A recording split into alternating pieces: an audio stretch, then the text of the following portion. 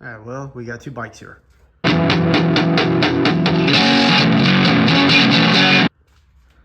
Got Nathan's 2023 StreetBob. Those are the Cobra neighbor haters. It's got the 114 Milwaukee 8. This is my 2023 LowRider S. It's got the 117 Milwaukee 8. And it's got the Tab Performance Zombie baffles.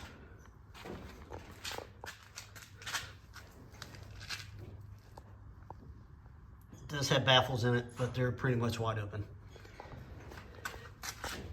Same with this one. You can see the baffle in that one.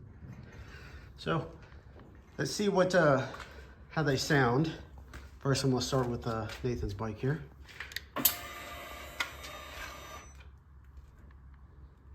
Make sure it's in neutral. Of course, it's not. There it is.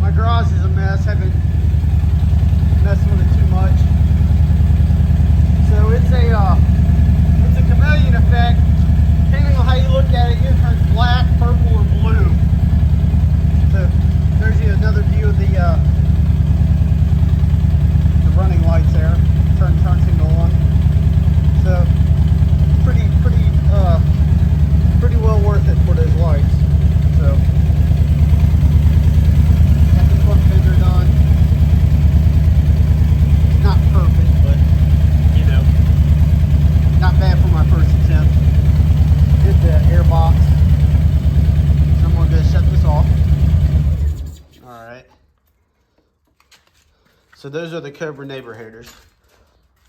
So this is my LowRider. Let's see how, see what the difference is.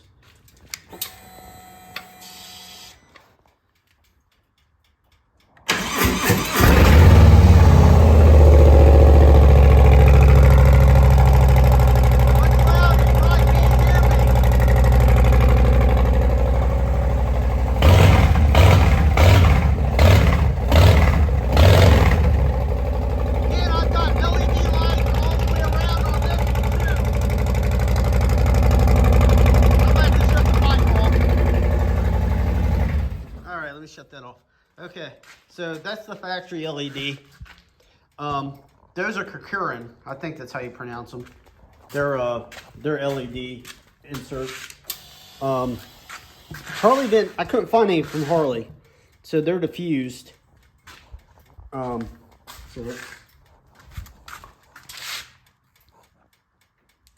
they work about the same. I mean, they're pretty bright. And on here, I've got the same ones that Nathan has on his. These are from Harley. I've got the little Memphis Shade hand guards and the Road Warrior fairing like he has on his. And then I've got the Harley Davidson handlebar or mustache crash bar. Turn that off. So yeah. And they're both Softails. Like I said, this is a LowRider S. This is a StreetBob. I think the rake is different on this one. It's got a shorter rake. It rides like a touring bike, to be honest with you. It's very nice and comfortable. The 117, it's got a lot of power for what it is. It weighs probably about 100 pounds more than that bike, give or take. The way it sits, it probably weighs maybe 120 pounds more because of, you know, this and all the pegs and everything. It all adds up. So it's a Softail just like this. One of the main differences, you can see it's got the dual rotors on the front, where that one only has a single. It has the 117, or that one has the 114. I think this is 125 foot-pounds. That's 119, I think. So it's got 5 or 6 more foot-pounds. It's got back tire on it is much bigger than the back tire on the StreetBob. So I wish when I bought this one, I wanted the ST, but the dealership I had, they didn't have any, and we looked online to try to find one around, and the nearest one was up in Michigan, and I didn't feel like driving 4 hours just to get a bike. It might not even be there, because I doubt they would have held it for me. They might have, but you know. So I'm going to wrap this one too, but I'm going to do gold, about the same color as this, same color as the lettering. I'm trying to match the wheels as much as possible, and I'm going to two-tone it like I did that. I also did the battery cover or whatever that is. I did it on both sides. So it's just a quick review of the Harleys here. Jacob has an Indian Scout bobber, which we butchered the exhaust on it. It sounds decent. It's just, you know, he wants to put a full exhaust on it if he keeps it, and I'm trying to push him into doing that. So there's the 66. As you can see, not much progress has been made on it. It's turned into a catch-all right now. Yeah, my garage is trash. There's the new firewall for it.